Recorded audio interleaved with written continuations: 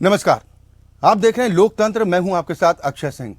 Mission 2024 को लेकर सत्ता पक्ष और विपक्षी गठबंधन के बीच सियासी घमासान तेज है। जब से विपक्षी दलों ने बेंगलुरु में बैठक की और अपने गठबंधन को इंडिया नाम दिया, तब से लोकसभा चुनाव से पहले थोड़ा सा नैरेटिव बदला है। दरअसल इस गठबंधन को इस तरह से पेश किया जा रहा है कि ये बीजेपी के लिए चुनौती बन सकता है। गठबंधन के नाम ने बीजेपी को थोड़ा रक्षात्मक बना दिया, क्योंकि अब नए गठबंधन के नाम को लेकर उसकी आलोचना करना मुश्किल हो चुका है। बीजेपी को डर है कि इससे गलत फहमियां निर्मित हो सकती हैं।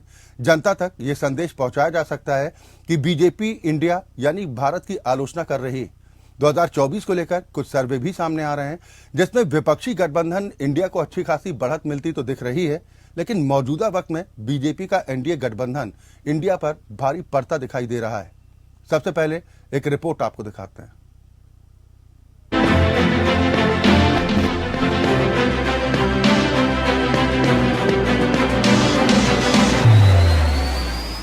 लोकसभा चुनाव से पहले विपक्षी गठबंधन इंडिया को लेकर बदल रहा नैरेटिव। सर्वे में इंडिया गठबंधन को बढ़त, लेकिन एनडीए अभी भी भारी। दौड़ में एनडीए आगे, लेकिन विपक्षी एकता मुकाबले को बना रही दिलचस्प। मिशन 2024 में जीत हासिल करने को लेकर सत्ता पक्ष और विपक्ष में जबरदस्त घमासान देखने को मिल रहा है। बीजेपी जीत की हैट्रिक लगाने के लिए हर मुमकिन कोशिश कर रही है। अपनी कमजोरी को अपनी ताकत बनाने के प्रयास किए जा रहे हैं। तो वहीं छिटपुट अनबन के बीच विपक्षी गठबंधन इंडिया भी पूरी मुस्तैदी और एकजुटता के साथ 2024 के सियासी अखाड़े में बीजेपी को पटखनी देने की रणनीति पर काम कर रहा है।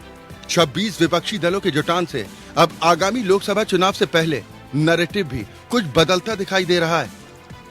कुछ सर्वे सामने आ रहे हैं जो विपक्षी गठबंधन के लिए शुभ संकेत कह सकते हैं, लेकिन मौजूदा वक्त में बीजेपी का गठबंधन एनडीए इंडिया पर भारी पड़ता दिखाई दे रहा है।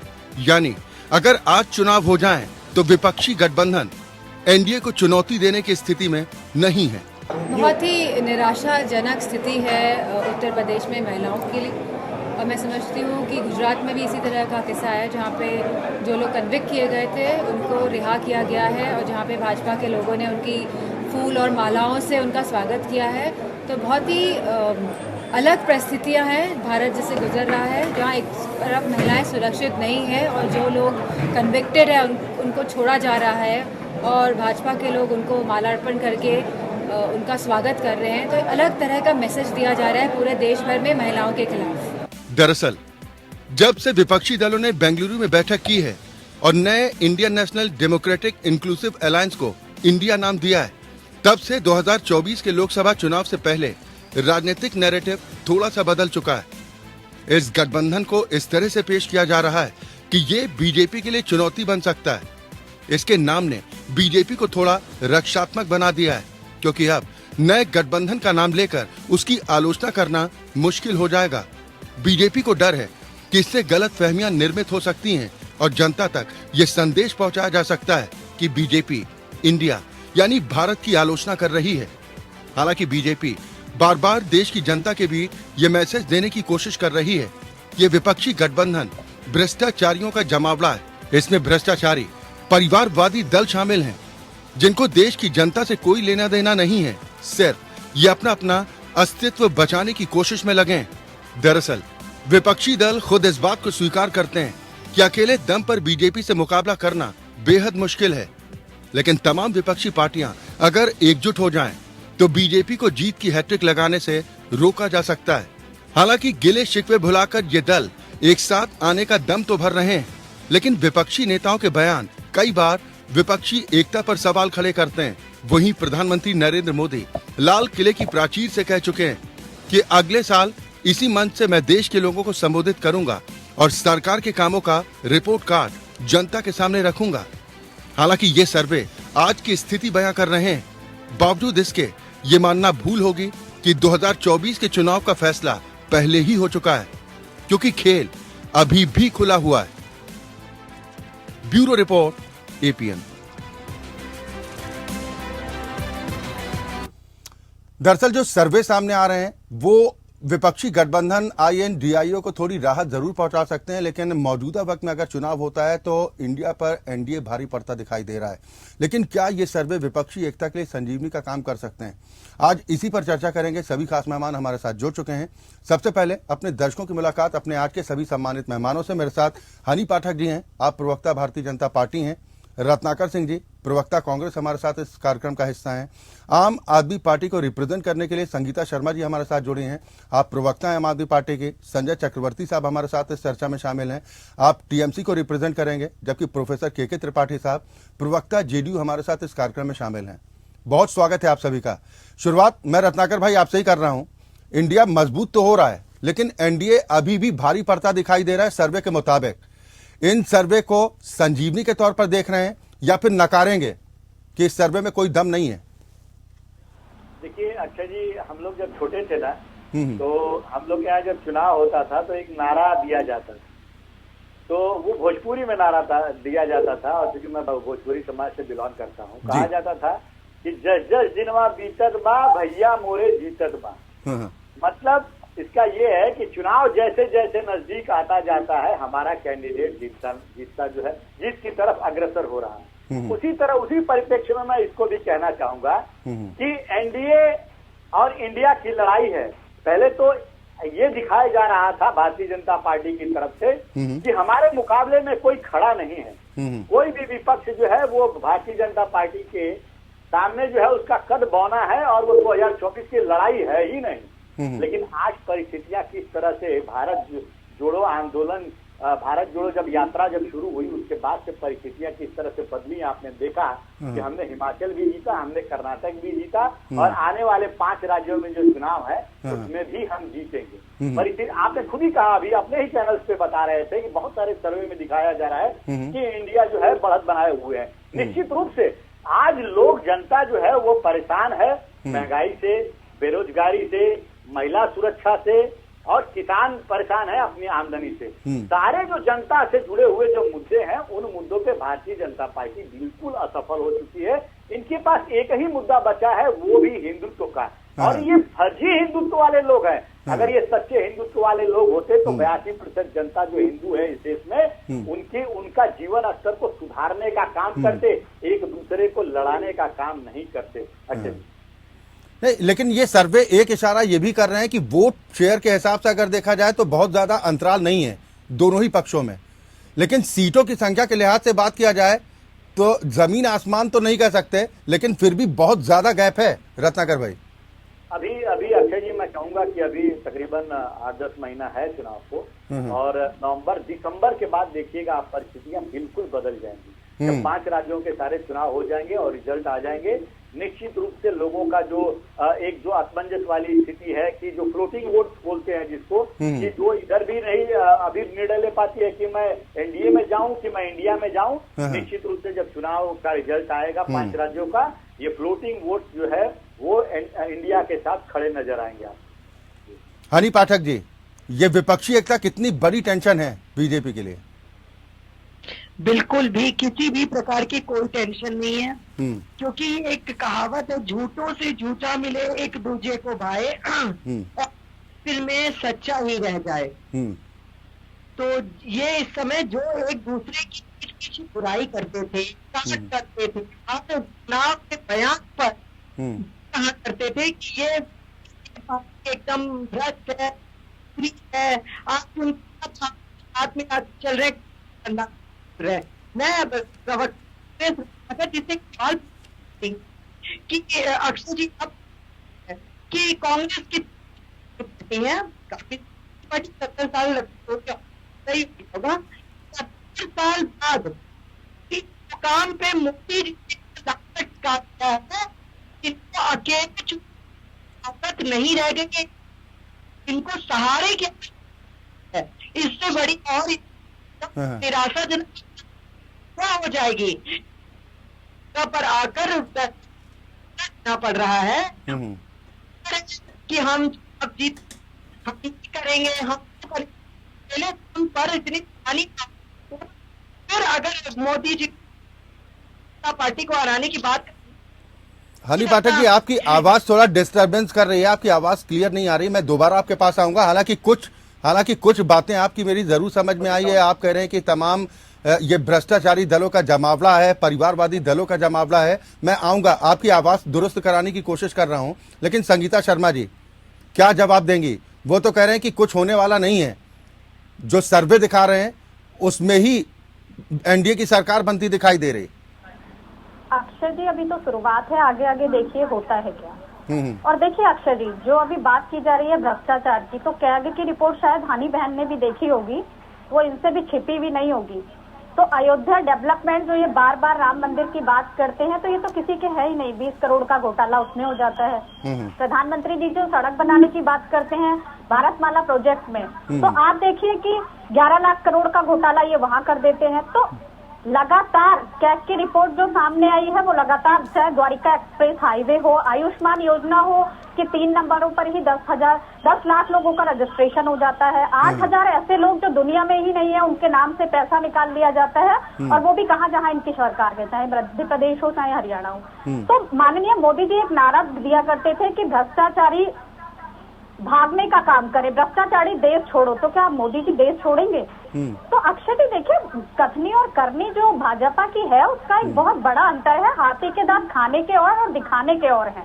तो अब जनता सब समझ चुकी है कि ये कैसा हाथी है, इसके दिखाने के दांत अलग और खाने के अलग है, वही इनका रवैया है। ये बात तो बीजेपी आप लोगों पर भी आरोप लगा रही, संगीता शर्मा जी, ये आरोप तो बीजेपी आप लोगों पर भी लगा रही है कि आम आदमी पार्टी के दांत दिखाने के कुछ है और खाने के कुछ और हैं। अक्षय जी, तो ये तो जनता फैसला करेगी कि आम आदमी पार्टी के दावे और वादे खोखले हैं या भाजपा के। भाजपा को 9 साल जनता ने देखा है, चाहे वो बेरोजगारी की बात रही हो, चाहे ये उज्ज्वला योजना की बात करते हैं। तकरीबन राज्य में तो आपको भी इतने ही वर्ष तक दिल्ली की जनता ने देखा है, संगीता शर्मा जी, तकरीबन इतने ही वक्त तक आम आदमी पार्टी की सरकार भी दिल्ली की जनता ने देखी है, लेकिन लोकसभा चुनाव में भरोसा नहीं किया। इसके पीछे का कारण क्या है? तो देखिए, लोकसभा चुनाव में उस समय भरोसा नहीं किया, आने वाला समय कुछ और बताएगा अक्षय जी। हमने वहाँ 3 बार सरकार बनाई और दिल्ली की जनता ने काम को देखा है। नहीं, लोकसभा चुनाव में तो शून्य रहे ना मैडम, पूरा किया। तो मैंने क्या कहा अक्षय जी कि ऐसा नहीं है कि बीजेपी कभी कहीं शून्य नहीं रही। आम आदमी पार्टी तो ऐसी पार्टी है जो 10 वर्षों में राष्ट्रीय पार्टी बन गई। इनको तो अपनी जमीन खोदने में भाजपा को एक लंबा समय लग गया, उसके बाद इन्हें जमीन मिली है। चलिए ठीक, उत्साहित होना बिल्कुल जायज है। अगर कहीं से भी कोई शुभ संकेत मिलते हैं तो वो किसी भी दल के मनोबल को बढ़ाने का काम करते हैं, उनके पार्टी कार्यकर्ताओं के मनोबल को बढ़ाने का काम करते हैं। लेकिन अभी चुनौतियां बहुत सी हैं। प्रोफेसर के त्रिपाठी साहब, अभी मुंबई की जो बैठक होने जा रही है, इस बैठक में अमृत निकलेगा, इस बात की कितनी गारंटी है? Please stay on the line. Tripathi ji, मेरी आवाज पहुंच रही क्या आप तक? कॉल को होल्ड। चले, शायद उन तक आवाज नहीं पहुंच पा रही है। संगीता जी, अपनी बात पूरी कीजिए।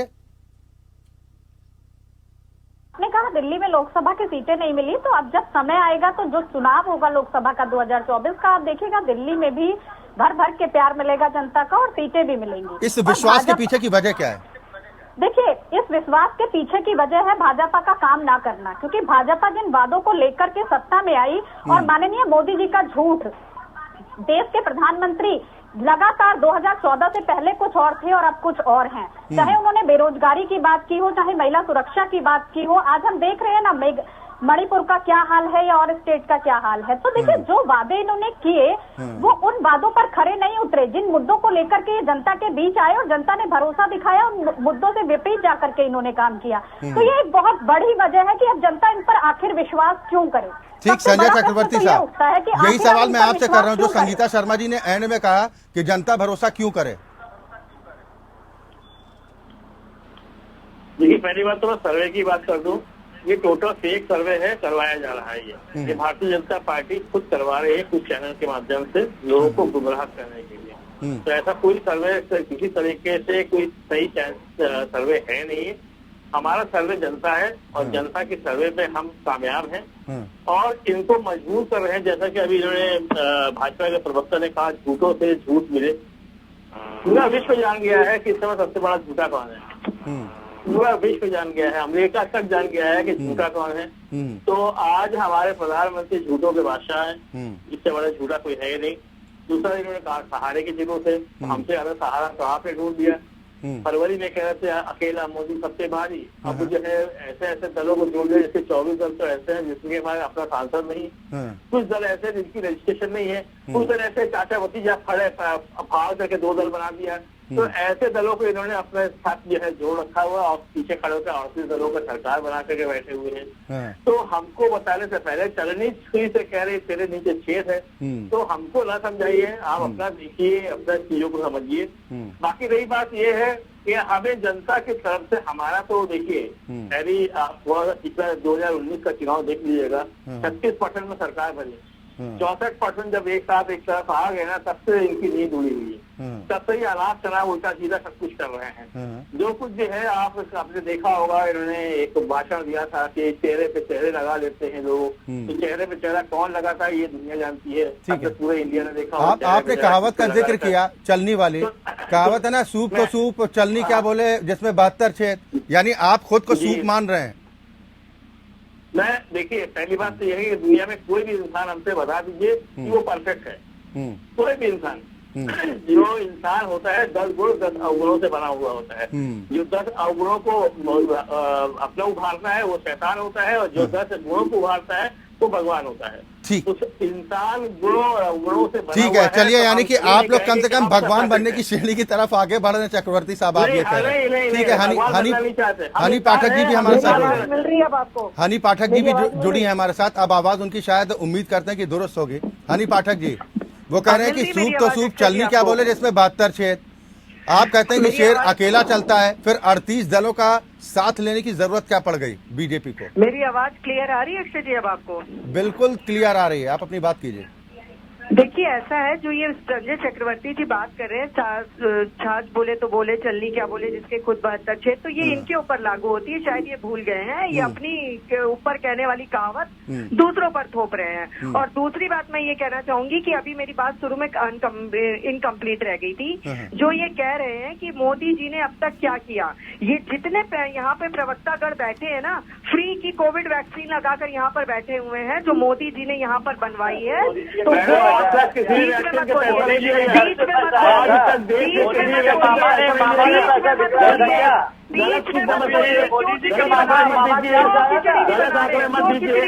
गलत आंकड़े मत दीजिए। आज तक आजादी के बाद से किसी वैक्सीन में कोई पैसा नहीं दिया गया। जी से पूछिए कि मल्लिकार्जुन खड़गे जी ने अभी एक बयान दिया था, जैसे ही चंद्रयान पे हमारा वहाँ पे लैंड हुआ, तो इन्होंने क्या बयान दिया, इसरो की कामयाबी के लिए इन्होंने ये कहा कि नेहरू जी की उपलब्धियों के, नेहरू जी की आधारशिला का ये परिणाम है। नहीं, हनी पाठक जी अगर पुरानी गलतियों के लिए नेहरू जी जिम्मेदार हो सकते हैं, तो सफलता के लिए श्रेय क्यों नहीं मिल सकता? तो उसी पर मैं आ रही हूँ सुनने, बात मेरी खत्म होती दीजिए। नेहरू जी दुनिया छोड़कर कब गए थे? 1962 में गए थे। 1962 में नेहरू गांधी जी ने दुनिया को अलविदा कहा था, और इसरो कब बना था? 1969 में। बस इतना ही बताना इनको काफी है कि 1962 में जो व्यक्ति यहाँ पर दुनिया में खत्म हुए थे। ठीक है रत्नाकर भाई, जवाब दीजिए, फिर एक ब्रेक के लिए रुकना है। ठीक है हनी पाठक जी, आपके ही सवाल पर जवाब ले लेते हैं। रत्नाकर भाई जवाब दीजिए, फिर एक ब्रेक के लिए रुकना है। ठीक है, ठीक, हनी पाठक जी आऊंगा मैं।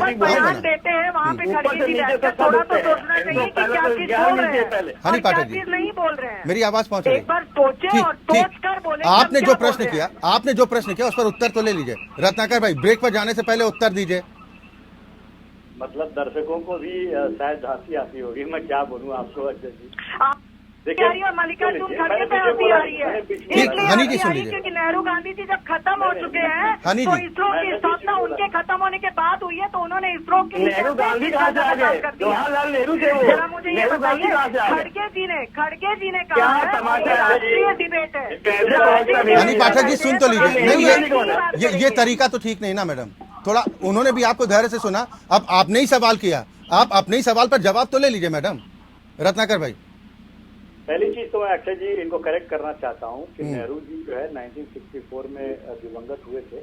और रही बात जो इसरो की कह रही है, निश्चित रूप से इसरो को रीनेम किया गया था 1962 में। उसका अभी मैं वर्ड एग्जैक्ट भूल गया हूँ, मुझे वो 1962 में डॉक्टर होमी भाभा और नेहरू जी, एपीजे अब्दुल कलाम, ये 3-5 लोगों ने पहले ये शुरुआत की थी इसरो की। उसका पहले का नाम दूसरा था, उसको बाद में जो है रीनेम किया गया इसरो। तो ये इनको मैं करेक्ट करना चाहता हूँ, और शुरुआत तभी से हो गई थी। और मैं ये कहना चाहूंगा कि आप सारे आरोपों को नेहरू जी का जिम्मेदार बनाते हैं। मणिपुर की घटना भी नेहरू जी ने करवाई, और मेवात नूह की घटना भी नेहरू जी ने करवाई। पेट्रोल डीजल के दाम भी बढ़ते हैं तो नेहरू जी ही। और आज अगर इसरो इस तरह से अपना एक गौरवपूर्ण जो है इतिहास रचता है, तो जो इतिहास बताने में क्या आप लोगों को क्यों मिर्ची लग जाती है? भाई नेहरू जी का नाम भी ले लीजिए, उन्होंने ही शुरुआत किया था, उनकी दूरदर्शिता थी। तो इसमें गलत क्या कहा उन्होंने? अगर मल्लिकार्जुन खड़गे जी ने और कांग्रेस पार्टी अगर इस तरह से कह रही है तो इसमें गलत क्या है? आपने कही है कि नेहरू जी के ऊपर ये थोप देते वो थोप देते, तो वो हमें 100% सच्चाई है, कुछ भी गलत नहीं है। चले ठीक, एक ब्रेक के लिए रुकना है। बात कर रहे हैं विपक्षी गठबंधन इंडिया की, जो सर्वे में बढ़त लेता दिखाई दे रहा है, लेकिन अभी भी एनडीए से पिछड़ता हुआ भी दिखाई दे रहा है। सभी मेहमान लगातार मेरे साथ बने हुए हैं। मैं रत्नाकर सिंह जी आपके पास आऊंगा, क्योंकि जो लगातार हम चर्चा भी इस बात को लेकर कर रहे हैं, अभी चुनौतियां खत्म नहीं हुई हैं। मुंबई में बैठक होनी है और उसके पहले संयोजक को लेकर पेच फंसा दिखाई दे रहा है। लालू प्रसाद यादव जी ने साफ कह दिया कि कोई एक संयोजक नहीं होगा। अच्छा जी, आपके इस प्रश्न का जवाब देता हूं मैं। पहले मेरी बहन ने जो कहा था कि वैक्सीन जो है वो मोदी जी ने लगवाई, क्या है इन लोगों के दिमाग में एक फोबिया बन गया है मोदी।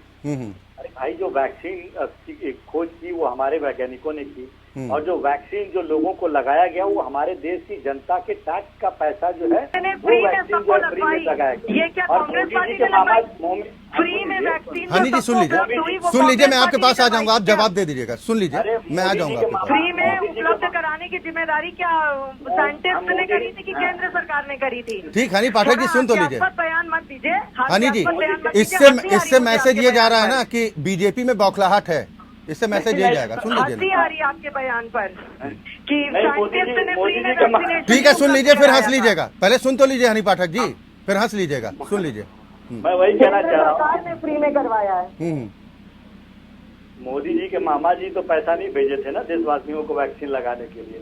और एक चीज तो निश्चित रूप से मैं ये कहूंगा, ये मैडम जी जिस स्कूल में पढ़ी होगी, मैडम जी जिस स्कूल में पढ़ी होगी, वो स्कूल निश्चित रूप से कांग्रेस ने बनवाया होगा। मैं दावे के साथ कह सकता हूँ, और उस स्कूल में पढ़ करके आज यहाँ पर ये बोलने की क्षमता रखती है, ये कांग्रेस की उपलब्धि है। आज यहाँ पे बैठ के ये बात कर रही है, शिक्षा दीक्षा जिस स्कूल में हुई रहेगी वो स्कूल जरूर कांग्रेस ने बनवाया है, मैं ये दावे के साथ कह सकता हूँ। अब मैं आता हूँ आपके प्रश्न पे। देखिए अक्षय जी, निश्चित रूप से जब कोई बड़ा गठबंधन बनता है तो बहुत सारी चुनौतियां होती हैं, और उन चुनौतियों को पार करना एक लक्ष्य होता है, और उस लक्ष्य को भेदना जो है उस गठबंधन धर्म होता है। तो हमारा लक्ष्य यही है कि भारतीय जनता पार्टी ने जिस तरह से पिछले 9-9.5 साल में देश की जनता को जिन नीतियों से, इनके भारतीय जनता पार्टी की नीतियों से देश की जनता आज परेशान हो गई है, उस नीतियों से निजात दिलाना है। संविधान का जो इन लोगों ने एक माहौल बना के रख दिया है, उस संविधान को बचाना है, लोकतंत्र को बचाना है, ये हमारा उद्देश्य है। और मैं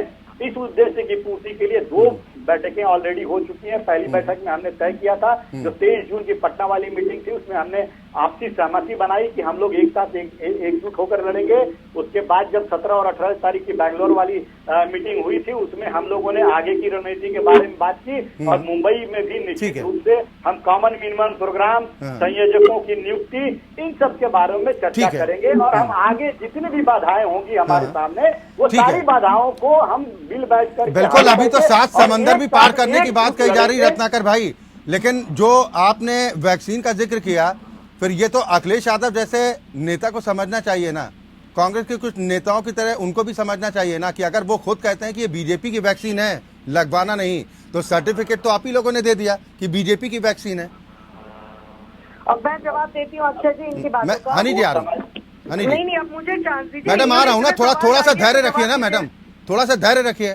रत्नाकर भाई ये बताइए, अखिलेश यादव या कांग्रेस के कोई नेता कहते हैं कि भाई ये तो बीजेपी की वैक्सीन है, लगवाना मत, सर्टिफिकेट तो आप ही ने बांट दिया। नहीं, सुनिए अक्षय जी, क्या है ये समाजवादी पार्टी का अगर कोई प्रवक्ता बैठा रहता तो उससे आप जवाब ले लेते, लेकिन कांग्रेस पार्टी का मैं बता दूं, पार्टी ने की सबको है। वैक्सीन लगवाने के लिए हमने अपील किया था और हम लोगों को ले जा करके वैक्सीन हम लोगों ने खुद स्वयं लगवाया लोगों को, ताकि इस महामारी से लोगों को निजात मिल सके। जितनी जान माल का नुकसान हो रहा था देश में, तो नुकसानों से बचा जा सके, तो हमने लोगों को जागृत ठीक करने का है। काम संगीता किया, शर्मा जी, करने इसका का मतलब काम ये किया। माना जाए कि अखिलेश यादव इस गठबंधन का हिस्सा नहीं है क्या? नहीं, अभी अब देखिए क्या होता है। मैं रत्नाकर भाई आऊंगा, मैं आऊंगा। संगीता शर्मा जी, कर लिया हनी जी मैं आ रहा हूँ। ठीक है, इतनी हनी जी। चीजों को आप तुरंत ढकते हैं, वहाँ पे हुए घोटाले पर आप तुरंत पर्दा डालते हैं, वहाँ पे सीबीसीआईडी की जांच पे आप तुरंत खड़े हो जाते हैं। इतना 100 करोड़ रुपए का इनको कोई भाषण देने दे दीजिए। वहाँ पे जांच के लिए आप लोगों ने एकदम से शांति बरत ली। तो ये बताइए कि जब गठबंधन में बेंगलुरु में वहाँ पर आप लोग साथ दे रहे हैं, तो कभी कहीं बैठ के साथ दे रहे हैं, साथ में भोजन कर रहे हैं, तो जब आप लोगों ने गठबंधन कर लिया तो उनकी काट भी तो यहाँ पर चैनल में आके करिए।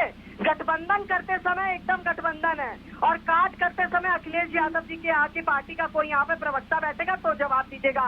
अभी आपने कहा कि मोदी जी के मामा ने वहाँ से पैसा लाया था, तो मैं एक सवाल आपसे पूछती हूँ।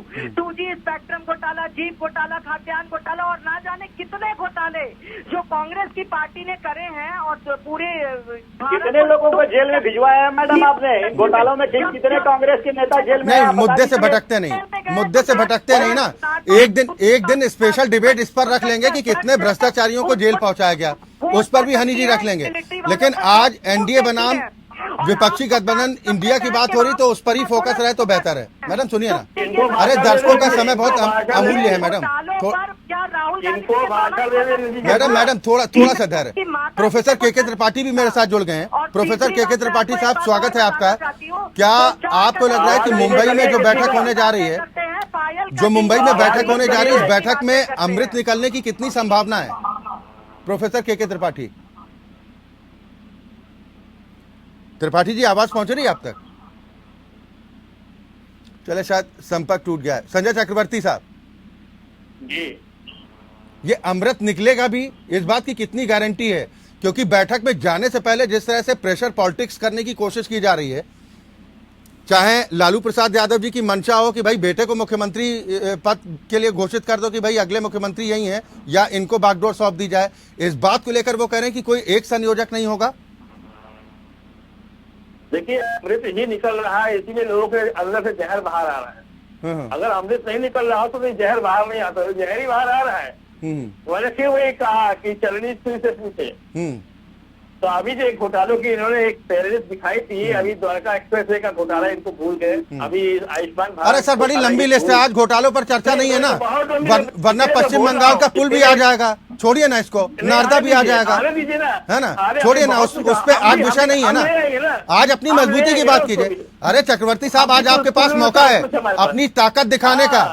आज आपके पास मौका है अपनी ताकत बताने का और दिखाने का, वो दिखाइए। ताकत कहीं तो मैंने कहा कि अमृत निकल रहा है, इसलिए जहर बाहर आ रहा है, और कहीं कोई बात नहीं है, ये अमृत ही है। और रही बात की संयोजक वाली बात, अगर लालू जी ने कोई बात कही, एक्सपीरियंस है। और एक चीज मैं आपको बता दूं, संयोजक का मतलब प्रधानमंत्री पद नहीं होता।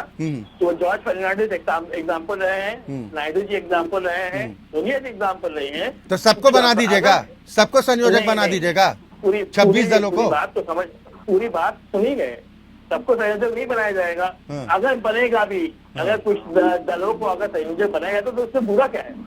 ठीक है, प्रोफेसर के त्रिपाठी जुड़ गए। हम लोग काम बांटते हैं। ठीक है, प्रोफेसर के त्रिपाठी साहब जुड़ गए। त्रिपाठी जी, मेरी आवाज पहुंच रही है आप तक सर? हाँ जी, बोलिए। त्रिपाठी जी, एक संयोजक से काम नहीं चल पाएगा क्या विपक्षी गठबंधन इंडिया का?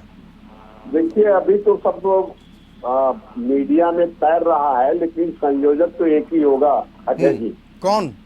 और संयोजक माननीय नीतीश कुमार होंगे, क्योंकि इसके सूत्रधार माननीय नीतीश कुमार होंगे।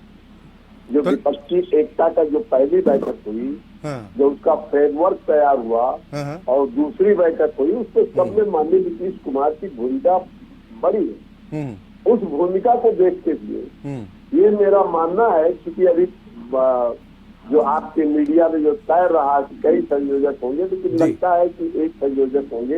वैसे तय तो होगा 31 और 1 सितंबर को, 31 अगस्त और 1 सितंबर को। लेकिन ये मीडिया में जो चल रहा है, इस मीडिया से चलने से कोई प्रभाव नहीं पड़ेगा। सर मीडिया तो वही दिखा रहा है, क्यों मीडिया के ऊपर आप लोग इतना तीखे वार क्यों करते हैं त्रिपाठी जी? हम तो सवाल आपसे भी पूछते हैं, बीजेपी वालों से भी पूछते हैं, ये मीडिया पर ठीकरा क्यों? लालू प्रसाद यादव बयान देते हैं कि कोई एक संयोजक नहीं होगा। नाराज है क्या लालू प्रसाद यादव से? वो तो तय है कि जो सूत्रधार है, जो तय हो चुका है, उसके पहले भी माननीय नीतीश कुमार की एक बड़ी कड़ी मेहनत के बाद। नहीं, ये बिल्कुल आपकी बात सही है कि शुरुआत उन्होंने की, लेकिन लालू यादव जी का जो बयान है उसका फिर कोई मतलब नहीं माना जाए ना। देखिए, मैं इसके लिए नहीं कोई खंडन तो नहीं करूंगा, लेकिन वो अपनी बात क्यों डर क्यों रहे खंडन करने में, जब आप कह रहे हैं कि नीतीश जी से बेहतर चेहरा कोई नहीं है?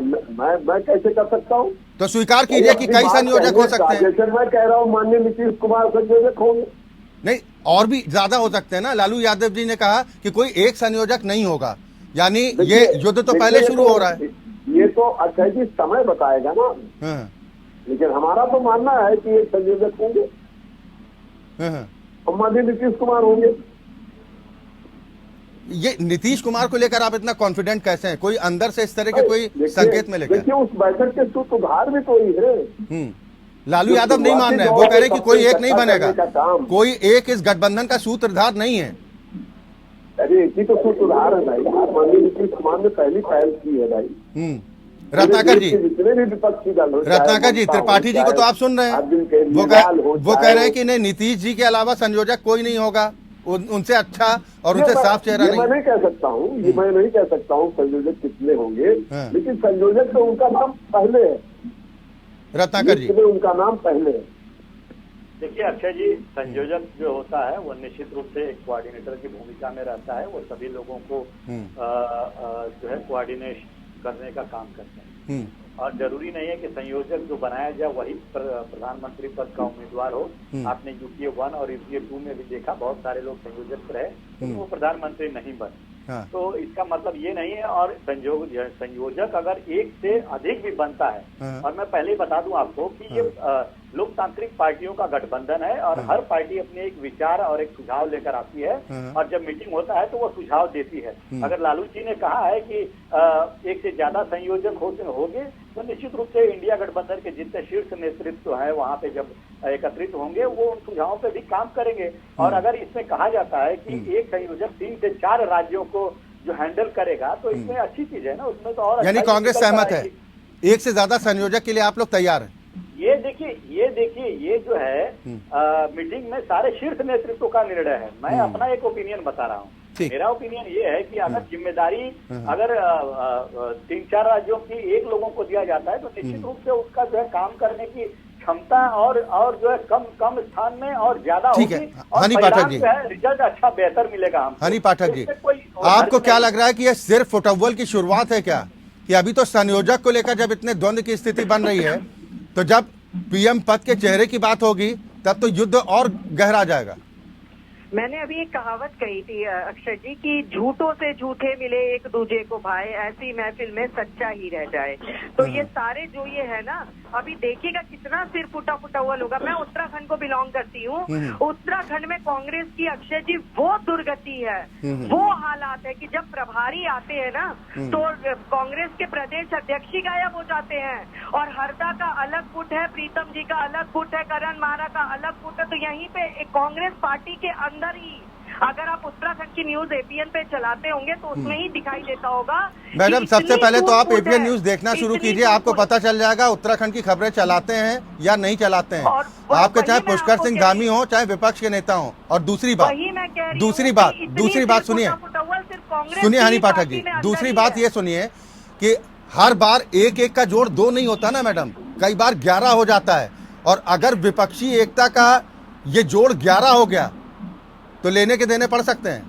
देखिए ऐसा है, हर बार 1 का 1 2 नहीं 11 होता है। मैं भी इस चीज को बहुत अच्छे से समझती हूँ, लेकिन मैं आपको वो उदाहरण बता रही हूँ कि जब कांग्रेस अकेले ही एक पार्टी उत्तराखंड को नहीं संभाल पा रही है, तो इतने लोगों को। अरे वो तो ये कह रहे हैं, तमाम विपक्षी दल कह रहे हैं कि हम अकेले बीजेपी का मुकाबला नहीं कर सकते, वो साम दाम दंड भेद सबका इस्तेमाल करती है, एकजुट हो जाओ, देश को बचाने की लड़ाई है।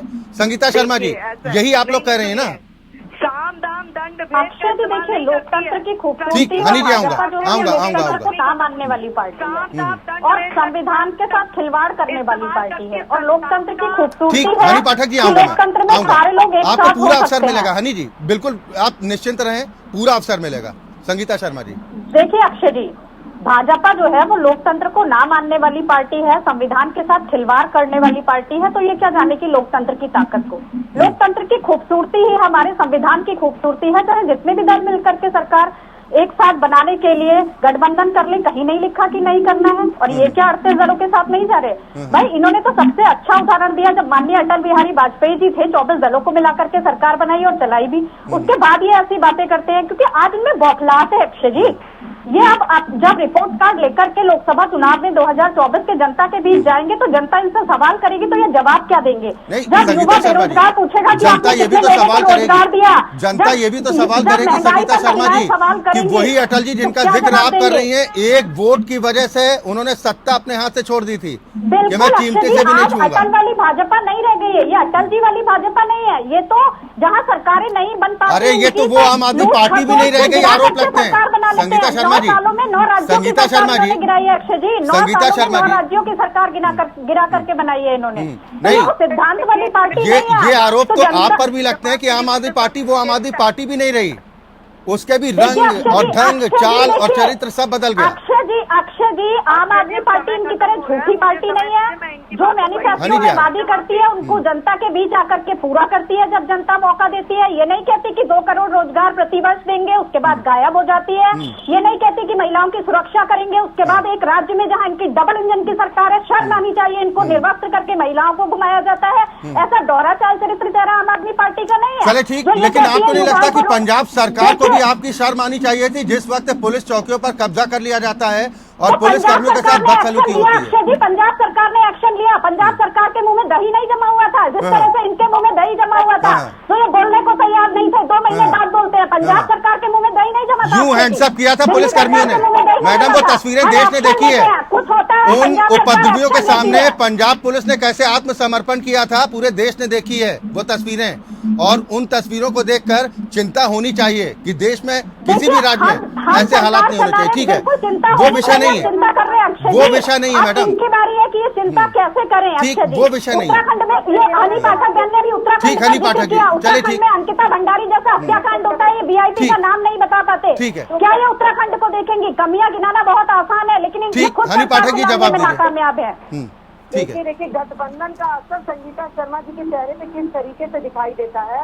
वो आपकी बौखलाहट तो पहले ही आ गई। माननीय नेहरू की आप आंकड़ा ही भूल गई तो उससे साफ जाहिर हो रहा था कि क्या है, क्योंकि आप चैनल पे बैठकर भी किसी की दिवंगत तिथि को भी झूठा साबित कर सकती हैं। ठीक संगीता शर्मा जी, मुझे वो लिस्ट निकालनी पड़ेगी जो आप लोगों ने तैयार की थी और वो नाम ऐसे आएंगे फिर जवाब देना मुश्किल होगा, थोड़ा सा धैर्य रखिए। हनी पाठक जी, हनी पाठक जी, इनके चेहरे पे ऐसा नजर आ रहा है इन्हें वो महिला नजर आती है मणिपुर की, लेकिन जो 2023 की वो घटना नजर नहीं आती राजस्थान की जहाँ पर 6 महीने की बच्ची को परिवार पे ही जिंदा जला दिया जाता है। अंकिता भंडारी पर भी बोल दीजिए हनी जी। लेट मी कंप्लीट संगीता जी, लेट मी कंप्लीट। बिल्कुल, उस पर भी मुझे सुनना है। ठीक है जी, मैं यहाँ से नहीं उतरूंगी, ये मेरा वादा है। बिल्कुल। पश्चिम बंगाल में एक महिला टीचर को निर्वस्त्र करके भरे बाजार में घुमाया जाता है क्योंकि उसने एक बच्चे को पीटा था। उस जगह ये आंखें बंद कर लेंगी क्योंकि इनका गठबंधन का असर है। तीसरी अंकिता भंडारी का सवाल कर रही, मैं उस पर भी आती हूँ।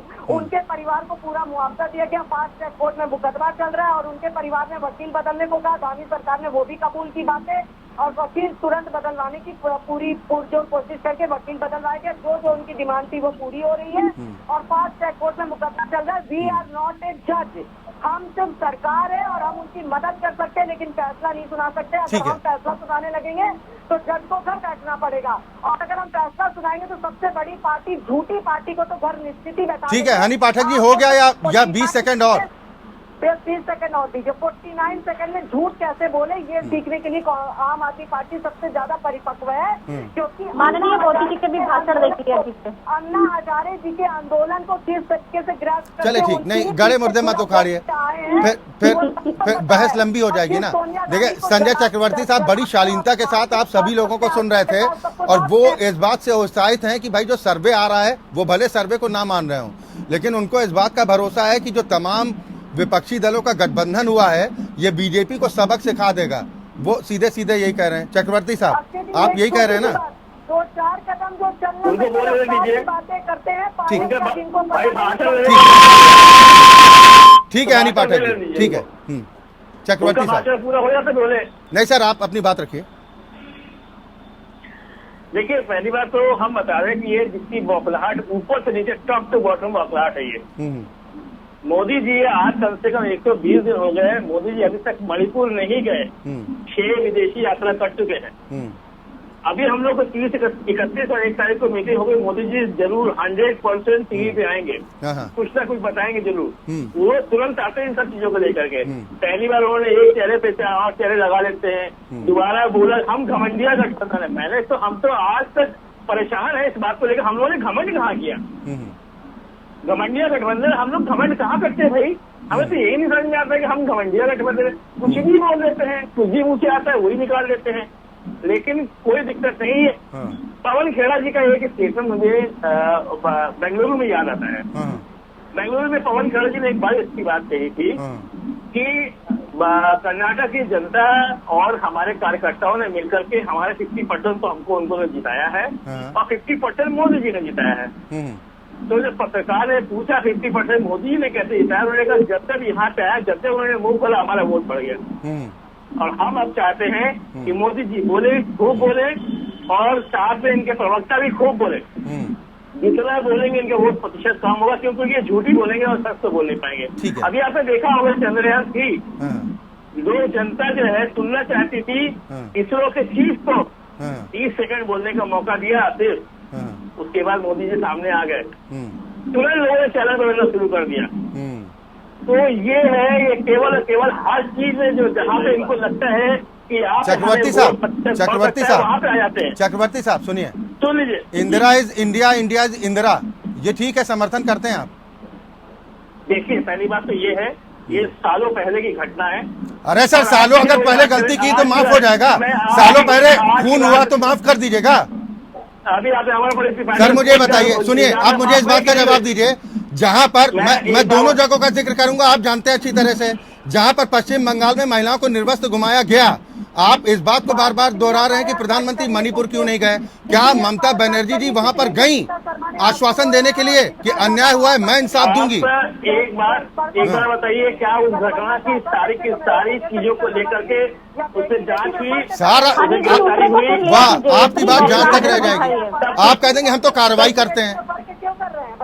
सारी कार्रवाई हुई है, सारी कार्रवाई हुई है। तो सर कार्रवाई तो मणिपुर में भी चल रही है, कार्रवाई तो मणिपुर में भी चल रही है। जिस वक्त डेटा सदन में दिया जा रहा है उस समय तो आप भाग खड़े हुए। 2 घंटे तक प्रधानमंत्री जी हंसते मुस्कुराते भाषण। हनी पाठक जी प्लीज उनको भी बोलने दीजिए। 44 बार केवल कांग्रेस से पूछते रहे, 44 बार। अरे इनसे बुलवा लीजिए भाई, क्या बोले? नहीं, आप अपनी बात कीजिए चक्रवर्ती साहब, अपनी बात कीजिए भाई। ये भाषण देने का मंच नहीं है आपके। अरे आप लोगों ने तो मंच बना लिया कि मंच मिला है तो बगैर भाषण दिए मानो मत। ये एक के साथ समस्या नहीं, ज्यादातर सबके साथ। अपनी बात पूरी कीजिए। नहीं, आप अपनी बात पूरी कीजिए, आप अपनी बात पूरी कीजिए। और साथ ही जो पवन खेड़ा के बयान का आपने जिक्र किया, एक बयान का जिक्र मैं भी कर देता हूँ, अधीर रंजन चौधरी साहब का। उनकी तरफ से कहा गया था कि ये वामपंथियों के साथ और टीएमसी के साथ हमारा मेल कभी हो नहीं सकता। हमारे कार्यकर्ताओं के खून के दाग लगे हैं और हम अपने कार्यकर्ताओं का खून कैसे भूल जाएं? भुला दिया तो आ गए ना, साथ में है ना। इस समय देश बड़ा है, दल नहीं बड़ा है। मैं आपको ये बात रहेगा तो हम रहेंगे, ये देश ही खत्म हो जाएगा। ये तानाशाही की जो चल रही है, ठीक है रत्नाकर भाई, कहीं क्योंकि अब चर्चा के समापन का भी वक्त हो रहा है, आपको कहीं ऐसा तो नहीं लग रहा है कि जो बार बार बीजेपी ये नैरेटिव भी सेट करने की कोशिश कर रही है कि भ्रष्टाचारी परिवारवादी दलों का गठबंधन ये हो रहा है और इनके सामने संकट सिर्फ अपना अस्तित्व बचाने का है, इसीलिए तमाम गिले शिकवे भूलने को तैयार हैं? देखिए अक्षय जी, प्रधानमंत्री जी झूठ बोलने के लिए जाने जाते हैं। अभी लोगों में यही कंसेप्शन जो है वो क्रिएट हो रहा है, जब बोलेंगे तब, जब मुंह खोलेंगे झूठ बोलेंगे। अमेरिका में भी गए और वहाँ पे बताए कि हर साल जो है एक IIM एक IIT बन रहा है। और राज्यसभा में जो है शिक्षा राज्य मंत्री ने कहा कि पिछले 5 साल में कोई IIM नहीं बना है। ये कहते हैं कि दरभंगा में IIM खुल गया है, अरे एम्स खुल गया है, अगर दरभंगा में कोई एम्स नहीं खुला है। तो प्रधानमंत्री जी इस तरह का झूठ बोलने का काम जो है जनता से करते हैं। और जी कहीं महत्वाकांक्षा गठबंधन की बलि तो नहीं ले लेगी रत्नाकर भाई, बड़े संक्षेप में? देखिए, अगर महत्वाकांक्षा रहती तो यह गठबंधन होता ही नहीं। ये सारे लोगों ने अपनी व्यक्तिगत और पार्टी की महत्वाकांक्षा को दरकिनार करके देश को बचाने का जो संकल्प लिया है, संविधान को जो बचाने का संकल्प लिया है, जो लोकतंत्र को बचाने का संकल्प लिया है, उसी का नतीजा है कि हम मीटिंग भी कर रहे हैं और हम स्ट्रेटेजी भी बना रहे हैं, रणनीति भी तय कर रहे हैं कि हम आगे किस तरह से, कहाँ से एक कॉमन मिनिमम प्रोग्राम बनाएंगे, कहाँ से किसको जो है चुनाव लड़ाया जाए, ताकि भारतीय जनता पार्टी को 450 सीटों पर जो है एक कैंडिडेट खड़ा करके। ठीक, एक फाइनल इलेक्शन में हनी पाठक जी आपसे लेना चाह रहा हूं, खेल अभी खुला हुआ है मिशन 2024 को लेकर, क्योंकि सर्वे को नकारना भी ठीक नहीं होगा, गारंटी भी नहीं है। ये भी कह रहा हूं कि ये सर्वे कोई गारंटी नहीं है, लेकिन इसको नकार भी नहीं सकते आप। देखो, ऐसा है अक्षय जी, जिस प्रकार से सच्चाई, ईमानदारी और जनता ने हम पर विश्वास दिखाया है और जनता की बातों पर हम खरे उतरे हैं, उस तरीके से और जिस प्रकार से भारतीय जनता पार्टी अपने कहे हुए वादों पर खरी उतरती नजर आई है, उस तरीके से हमें पूर्ण विश्वास है कि भारतीय जनता पार्टी ही पूर्ण बहुमत के साथ वापस केंद्र में आएगी। और दूसरी बात मैं इन सब लोगों के लिए कहना चाहूंगी, किसी ने बहुत अच्छी बात कही रत्नाकर जी, संगीता जी और कांग्रेस के प्रवक्ता जी, ये TMC के, कि नजर हमेशा आसमान की तरफ रखो, पैर लेकिन अपनी अपनी जमीन पर ही होना चाहिए। लेकिन कमाल की बात है, आप सबके पैर के नीचे जमीन ही नहीं और फिर भी आपको यकीन ही नहीं। चले, बिल्कुल समय का अभाव है, बहुत शुक्रिया संगीता जी। मैं आपके पास आना चाहता था वो लिस्ट लेकर, लेकिन अब समय इससे ज्यादा इजाजत नहीं देता है। बहुत शुक्रिया आप सभी मेहमानों का इस चर्चा में शामिल होने के लिए। यानी घमासान तो तेज है, लेकिन सर्वे कहीं ना कहीं संजीवनी विपक्षी गठबंधन को देने का काम जरूर कर रहे हैं। हालांकि एनडीए मौजूदा वक्त में अगर इलेक्शन होता है तो ये सर्वे कहते हैं कि एनडीए जीत की तरफ बढ़ रहा है, लेकिन आने वाले वक्त में क्या परिवर्तन हो जाए ये अभी कहना जल्दबाजी होगी, क्योंकि चुनाव में तकरीबन अभी भी 10 महीने का वक्त बाकी है। इसी के साथ लोकतंत्र में अभी के लिए बस इतना ही। खबरें लगातार जारी।